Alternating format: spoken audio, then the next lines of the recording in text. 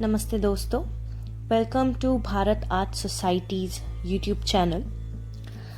बहुत सारे लोग हमें क्लासेस के लिए पूछते हैं, ऑनलाइन क्लासेस के लिए पूछते हैं, मगर उससे पहले हमें ये भी पूछा जाता है कि मैम आप एक डेमोन्स्ट्रेशन क्लास हमें दे सकते हैं क्या।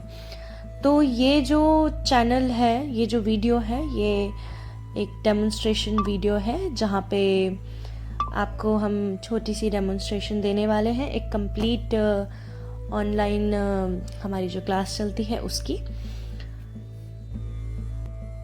आज हम वाटर कलर पेंटिंग की दुनिया में खोने वाले हैं। तो वीडियो शुरू करते हैं। मैं डेमोन्स्ट्रेशन देने के साथ पे आपको महत्व बताने वाली हूँ लेयर्स का। तो बेसिकली ये वीडियोस जो हम लेयर्स या वॉशेस जिसे कहते हैं यूज करते हैं उसके ऊपर है। तो बात करते हैं, शुरू करते हैं सबसे पहले इम्पोर्टेंट जो कि पहला लेयर होता है, पहले लेयर के साथ। तो आप लोग भी अपने ब्रशेस उठा लीजिए और साथ में मेरे साथ इसी तरह से जो डेमोन्स्ट्रेशन चल रहा है आप इसे देख करके मेरे साथ काम भी कर सकते हैं। अभी हम रंग और पानी को मिलाकर कमाल का एक आर्ट बनाने वाले हैं। आज हम बात करेंगे वाटर कलर पेंटिंग की दुनिया में पहला लेयर या फिर वॉश के बारे में। क्या आपको पता है कि हम फर्स्ट लेयर को वॉश क्यों कहते हैं? अगर आप लोगों को पता होगा या आप लोगों की अपने खुद के शब्द में वॉश की डेफिनेशन होगी तो आप लोग मुझे कमेंट पे लिख करके बता सकते हैं, ताकि इस वीडियो को जितने लोग देख रहे हैं वो लोग सभी के अलग अलग पर्सपेक्टिव से वॉश का महत्व और मतलब समझ पाए। लेकिन फिर भी अभी मैं डेमोन्स्ट्रेशन दे ही रही हूँ तो मैं आप लोगों को अपने शब्दों में वॉश का मतलब समझाना चाहूंगी। वॉश इसे इसलिए कहते हैं क्योंकि ये सरफेस को रंग से साफ करने की तरह है। जिसे हम किसी चीज को पानी से साफ करते हैं ना, वैसे ही वाटर कलर में पहला लेयर लगाने को पेपर को वेट करना, इसे वॉश कहते हैं। और पेपर में वेट करने का मतलब सिर्फ पानी से वेट करना नहीं है। कभी कभी हम इसे पानी से भी वेट करते हैं, लेकिन कभी कभी हम इसे रंगों के साथ भी अप्लाई करते हैं। जैसे कि अभी मैं पहला लेयर लगा रही हूँ, है ना। पहला लेयर में मैंने कलर के साथ पे इसे वॉश दिया है। इसी तरह से इसे हम वॉश कहते हैं। इसे वॉश इसलिए भी कहते हैं क्योंकि पेंट को पानी से मिलाकर पतला करके लगाया जाता है, जिसे वो ट्रांसलूसेंट या फिर ट्रांसपेरेंट इफेक्ट बनाता है, जो कि किसी वाटर कलर पेंटिंग का एक सिग्नेचर होता है, या बोल सकते हैं कि उसका नेचर या कैरेक्टरिस्टिक दर्शाता है। जैसे कि हर मीडिया का अलग अलग कैरेक्टरिस्टिक होता है। कुछ मीडियाज ओपेक होते हैं, कुछ मीडियाज ट्रांसपेरेंट होते हैं। तो इसी तरह से वाटर कलर का जो नेचर है या कैरेक्टरिस्टिक है बोलना चाहिए, वो ट्रांसपेरेंट है। तो उस लेयर का महत्व जो होता है वो बहुत ज़्यादा होता है। ये हमारे पेंटिंग में एक फाउंडेशन क्रिएट करता है, एक बेस, स्ट्रॉन्ग बेस क्रिएट करता है, जिसमें हमें पता चलता है कि आगे जो हम कलर्स और इसके ऊपर इफेक्ट्स देने वाले हैं वो किस तरह से आएंगे। जैसे कि मैंने अभी आपको बताया कि पहला लेयर या वॉश पूरी पेंटिंग का एक फाउंडेशन बनता है।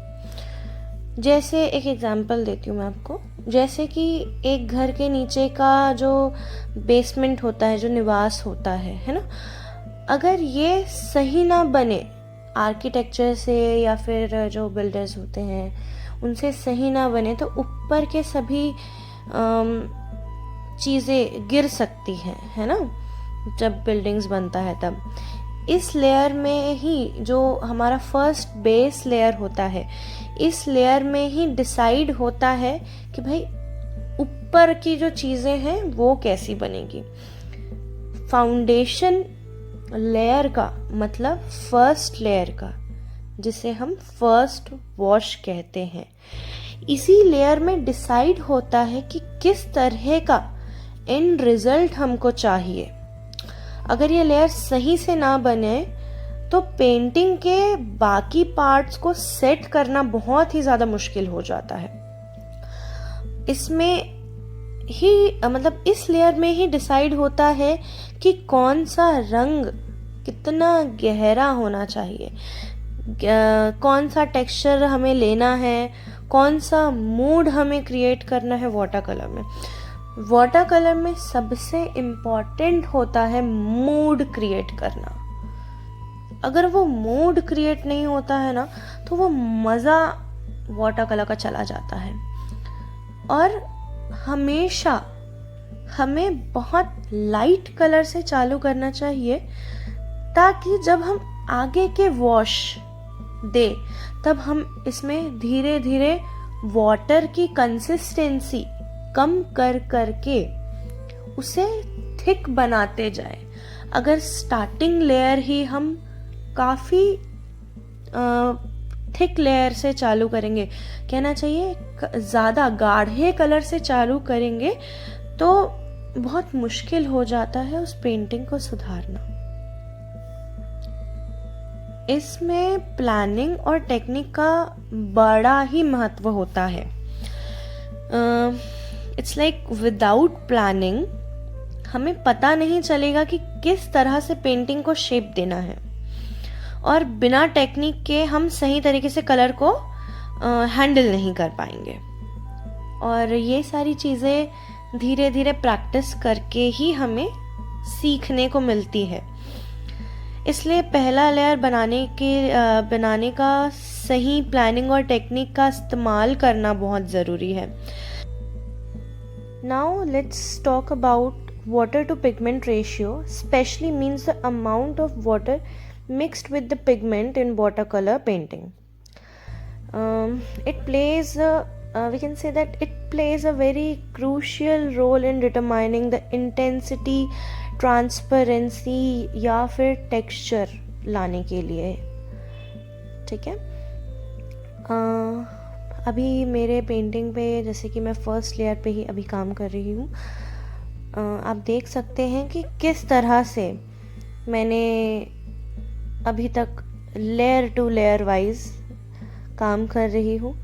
अभी तक भी मैं पहले लेयर पे ही हूँ, और जहाँ पे मुझे ब्लरी इफ़ेक्ट चाहिए और जितना ब्लर इफ़ेक्ट चाहिए उस हिसाब से मैं टाइम को भी कोऑर्डिनेट कर रही हूँ। हाँ, तो अभी हम बात कर रहे थे वाटर टू पिगमेंट की। ये एक बहुत ज़्यादा इम्पॉर्टेंट टॉपिक है वाटर कलर पेंटिंग के लिए। जैसे कि हम वाटर और पिगमेंट को मिलाते हैं ना, मतलब कि पानी और कलर को मिलाते हैं, तो उनका रेशियो डिसाइड करना होता है हमें कलर को बनाने के टाइम पे। जैसे कि हम पहला लेयर जब यूज़ करते हैं, है ना, तो पहले लेयर यूज़ करने पे हमें पानी का मात्रा, जो क्वांटिटी है, the quantity of water should be very high. Water की क्वांटिटी जो है वो काफ़ी ज़्यादा होनी चाहिए और कलर की मात्रा कम, तभी वो एक ट्रांसपेरेंसी और हल्कापन महसूस कराता है। ठीक है, जैसे कि अगर ज़्यादा पानी ऐड किए तो कलर हल्का और ट्रांसपेरेंट बनेगा। इसी पेपर के थ्रू लाइट पास करने की खूबसूरत और ट्रांसलूसेंट इफेक्ट बनेगा। और अगर हम कम पानी का इस्तेमाल करते हैं तो रंग जो है, जो कलर है, वो काफ़ी ओपेक बनते जाएगा और गहरा, that means it will become a darker in shade। इस तरह से पेपर का और जो कलर का इस्तेमाल होता है, जो वाटर और कलर का रेशियो होता है, वाटर और पिगमेंट का रेशियो होता है, उसे हमें कंट्रोल रखना चाहिए। जैसे जैसे हम पेंटिंग को ख़त्म करने की तरफ आते जाते हैं, वैसे वैसे हमें पानी की मात्रा को कम करना होता है।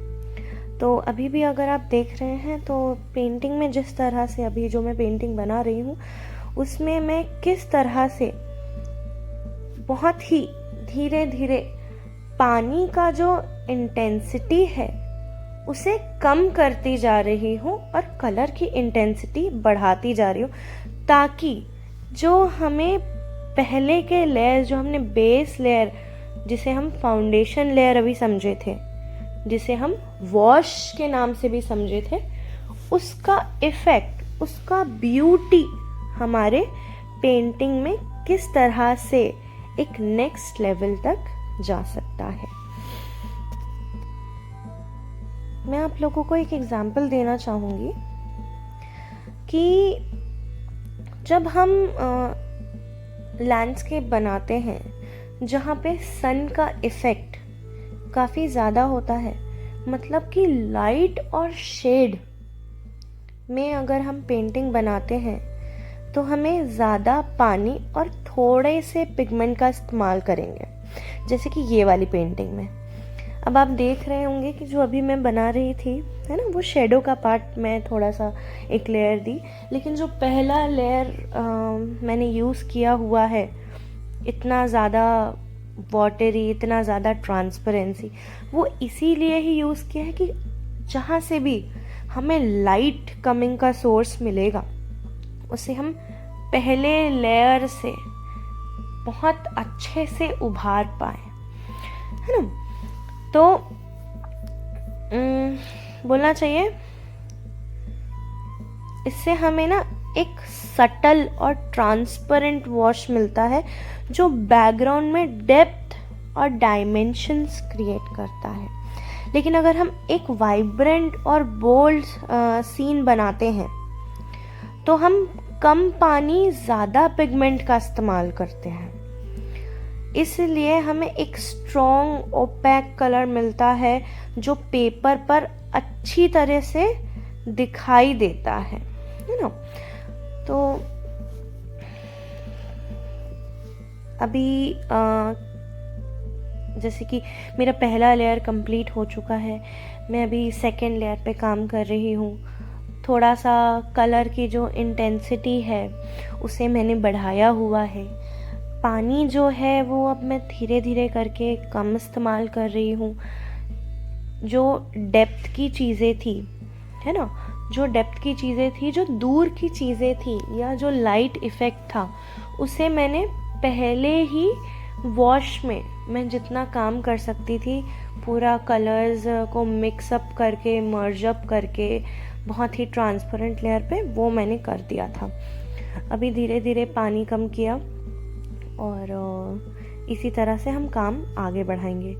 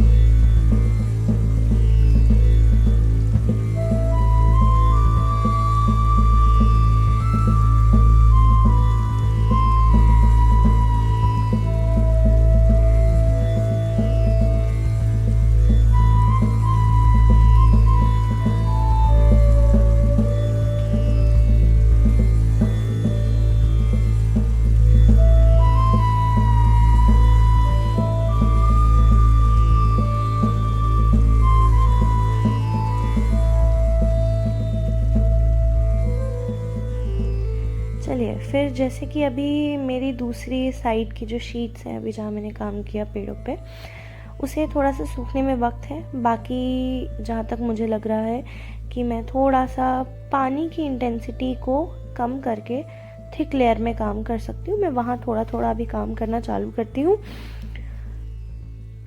कुछ देर पहले ही जैसे मैंने बताया कि जब हम जैसे ही वाइब्रेंट कलर यूज़ करते हैं ना, बोल्ड चीज़ों को बोल्ड करने के लिए, शेडो क्रिएट करने के लिए, पास की चीज़ों को शेडो क्रिएट करने के लिए, एक हार्ड शेडो क्रिएट करने के लिए, तब हमें जो कलर होता है उसकी इंटेंसिटी पानी से ज़्यादा रखनी पड़ती है। मैं यहाँ बात कर रही हूँ रेशियो की, किसकी? पानी की और कलर की रेशियो की। तो अभी मैं धीरे धीरे उस रेशियो को कहीं ना कहीं बढ़ा रही हूँ। अभी भी काफ़ी, लेकिन इतना डार्क नहीं किया है, काफ़ी स्कोप है कि मैं इससे और भी डार्क कलर यूज़ कर सकती हूँ। लेकिन तुरंत पेपर को छोड़ देना कि भाई सूखेगा तो काम करेंगे, वैसा ना करते हुए जो जो एरिया सूख चुका है, और ये समझते हुए कि आसपास के एरिया में अब मुझे ज़्यादा कुछ काम नहीं करना है और इस एरिया में मैं डार्क कलर का इस्तेमाल कर सकती हूँ। इस तरह से आपको भी अपनी पेंटिंग को समझ करके आगे बढ़ना होगा। इस तरह से वाटर टू पिगमेंट रेशियो का सही इस्तेमाल से हम पेंटिंग में desired intensity, transparency and texture को अचीव कर सकते हैं और एक unique captivating visual experience create होता है हमारे पेंटिंग पे, जो कि बहुत ही लवली रिजल्ट देता है हमको। एंड पेंटिंग जैसे जैसे ही आगे बढ़ता जाता है हमारे मन पे एक कॉन्फिडेंस डेवलप करता है, बहुत ही ज़्यादा कैप्टिवेटिंग विजुअल को एक्सपीरियंस करने के लिए। अगर आपने अभी तक चैनल को सब्सक्राइब नहीं किया होगा तो प्लीज़ सब्सक्राइब करिए चैनल को और हमारे इस वीडियो को लाइक करिए। सब्सक्राइब करेंगे तो आप बेल आइकन भी प्रेस करिए ताकि हमारे जितने भी अपकमिंग वीडियोस होंगे, जो हमारे इवेंट्स होते हैं, हमारे इवेंट्स लाइक एग्जीबिशंस होते हैं, आप लोगों को हमारे पार्टिसिपेंट्स का नए नए काम देखने का भी मौका मिलेगा। आप घर बैठे और भी आर्टिस्ट के काम को एक्सप्लोर कर सकते हैं, शायद आपको कुछ नया सीखने को भी मिले और आप भी हमारे अपकमिंग शोज़ में पार्टिसिपेट कर सकते हैं। आपको सारे डिटेल्स जो हैं वो फेसबुक और इंस्टाग्राम पे मिल सकते हैं। मैं ऊपर वीडियो में एक नंबर ड्रॉप कर रही हूँ, इस नंबर पे भी आप मैसेज करके वर्कशॉप, अपकमिंग वर्कशॉप्स के बारे में जानकारी ले सकते हैं और अपकमिंग एग्जीबिशंस के बारे में भी you will get an information if you contact in the above number. अभी आप एंजॉय करिए पेंटिंग। जैसे जैसे ये वीडियो की समाप्ति होती जाएगी, once it will go to the end of the video, I will recall you that the important things whatever we have decided अभी तक वीडियो में जो हमने बातें की है उसे हम थोड़ा सा कंक्लूड करेंगे, समराइज़ करेंगे, ताकि हमें अच्छे से पता चले कि हम एक्चुअल में इस वीडियो से क्या सीखना चाहे थे। ये थोड़ा हम और क्लैरिफाई करेंगे। तब तक के लिए please go ahead, watch the full video, do not skip the video. I hope you'll get to learn something good from this.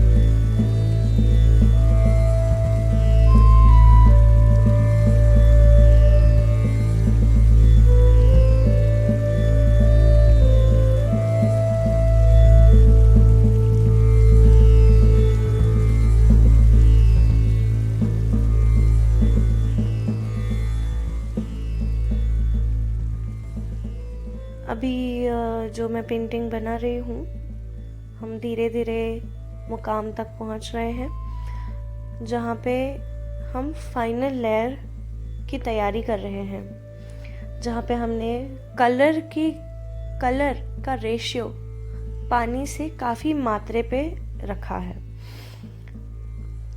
जैसे कि हम एंडिंग के तरफ जा रहे हैं, पेंटिंग ख़त्म करने के तादाद पे आ रहे हैं, उसी तरह से हम थोड़ा सा समराइज़ भी कर लेते हैं कि हमने क्या क्या पॉइंट पे आज डिस्कशन की है। सबसे पहले तो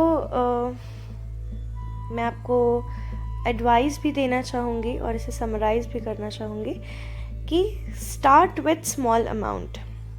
it means being by mixing a very small amount of pigment with water to avoid wasting paint and ensure better to control over the ratio.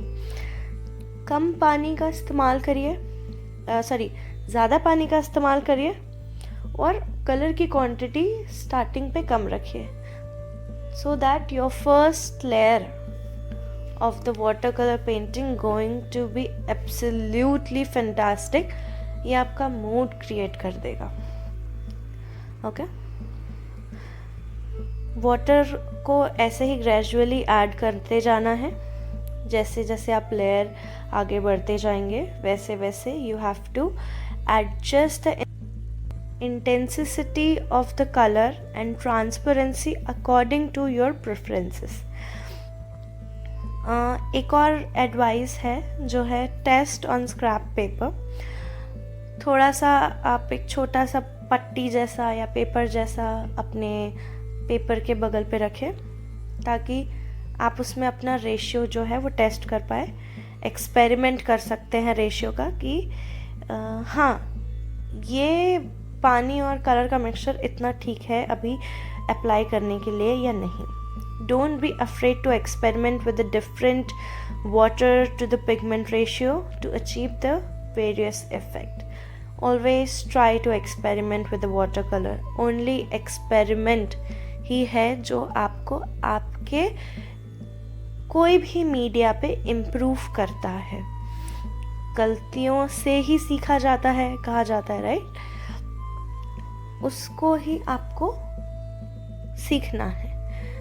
ऐसा तो नहीं है कि पहली बार आप करेंगे तो गलत नहीं होगा या 10 बार के बाद भी करेंगे तो आपसे गलती नहीं होगी, लेकिन इसी गलतियों से, इसी एक्सपीरियंस से हमें सीखना होगा कि हमें आगे किस तरह से करना है काम। Pay attention to the consistency, aim for a smooth and consistent mixture of water. इस तरह से आपको काम अच्छे से करना है, इंश्योर होकर के कि एप्लीकेशन से पहले हम अनइवन पैचेस को अवॉइड करते रहे। बहुत सारे डिफरेंट ब्रशेस का इस्तेमाल करके देखिए, डिफरेंट साइजेस का, that how you are getting the strokes, how the bold and big watercolor brushes works, how small and thin watercolor brushes works. इस तरह से आपको एक्सपेरिमेंट थोड़ा बहुत करना पड़ेगा. Take your time to learn about the ratios. I prefer you to learn from the mistakes. And सबसे ज़्यादा important thing is enjoy the process. बहुत ज़्यादा ज़रूरी है कि आप प्रोसेस को enjoy करें, तभी आपको एक बहुत अच्छा मोटिवेशन मिलेगा कि खुद को enjoy करना और पेंटिंग को enjoy करने में कितना ज़्यादा मज़ा है ना. इस तरह से आप अपना काम करेंगे. ये सब टिप्स और टेक्निक को फॉलो करते हुए आप अपनी वाटर कलर पेंटिंग में बेहतर हो सकते हैं. तो आज ही ये टिप्स आजमा कर अपनी क्रिएटिविटी को और भी अच्छा बनाएं. Remember that the watercolor painting is a journey of exploration and self-expressionism. So enjoy the process of experimenting with the different ratios and techniques and let your creativity flow very freely. उतना ही आपको मज़ा आ जाएगा। Trust me, मज़ा आ जाएगा आपको काम करने पे। तो इसी तरह से हम वीडियो को एंड करते हैं। चलिए हमारे साथ भारत आर्ट सोसाइटी पे जुड़िए और हमारे चैनल को सब्सक्राइब करिए for more fun tips, tutorials और इंस्पिरेशन के लिए। और हमारे इंस्टाग्राम और फेसबुक पर भी हमें फॉलो करिए ताकि आपको अपकमिंग इवेंट्स और वर्कशॉप का इंफॉर्मेशन या डिटेल्स आपको मिल जाए। So let's fun and learn together. This is Neha Dewangan this side, Bharat Art Society की founder and director. Thank you so much.